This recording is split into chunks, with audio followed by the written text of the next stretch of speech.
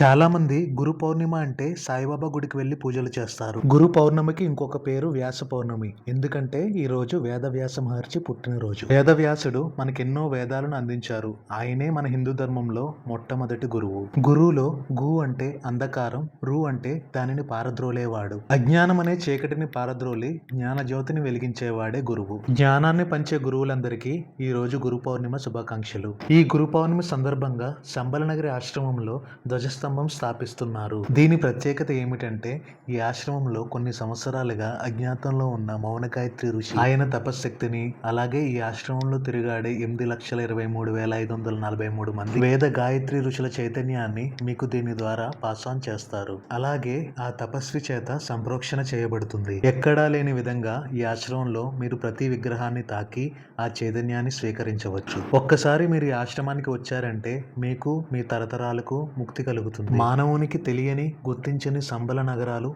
ఈ భూమి మీద ఎన్నో ఉన్నాయి.